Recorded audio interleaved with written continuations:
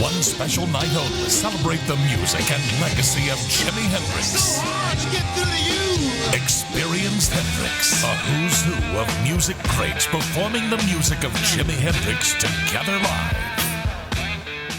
Well, I was in New York and we were shooting a video with Murray the K.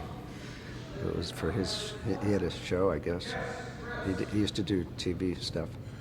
And he took me up to the studio at one point and said, "Hey, have you heard about this guy Jimi Hendrix?"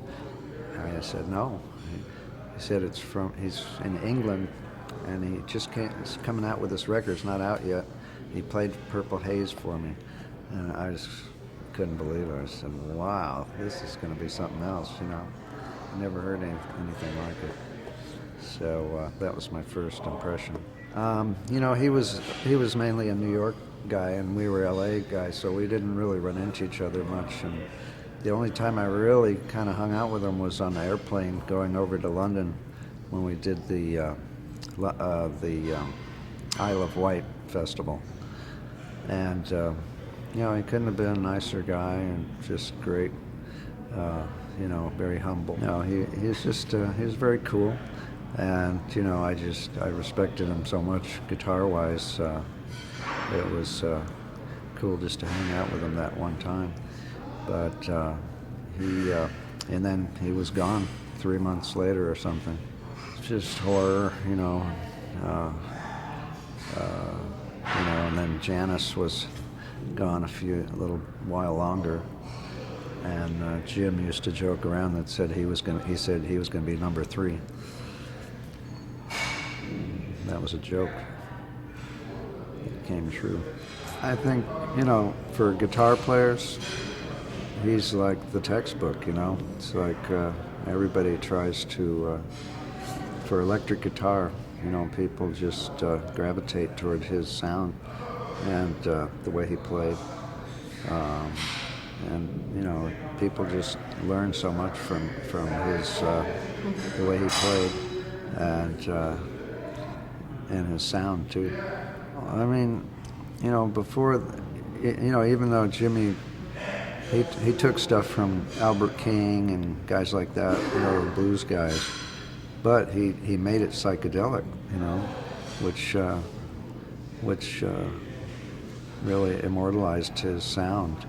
And you know, that was pretty groundbreaking right there. Somehow this black guy from Seattle, who said he was from outer space, he really believed that. He came up with this totally out there sound that nobody else had thought of at the time, and you know, he was ahead of his time. And you know, probably the most copied guitar player of all time. I love the way he puts his words together, you know. It's kind of,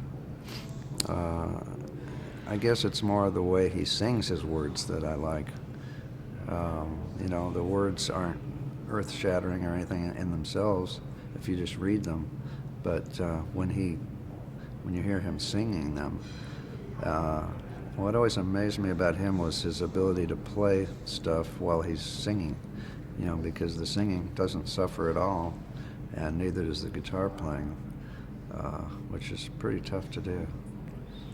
So, yeah, I mean, he's got so many great songs, and that's what makes it fun to play on his tours, because there are so many good ones, and everybody gets some fun stuff to do.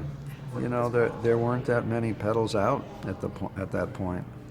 You know, he used a couple of, you know, a fuzz tone, a big muff or whatever, and he kind of pioneered the use of a Leslie, playing guitar through the Leslie, which, you know, now they have a pedal that does that, but, you know, he was a pioneer in that stuff too. So, you know, and it's just the fact that, you know, he was such a great showman, just kind of sewed it all together, you know. I saw him play at the Whiskey A Go-Go in '67 when he first came to LA, and that was pretty cool. I won't ever forget that.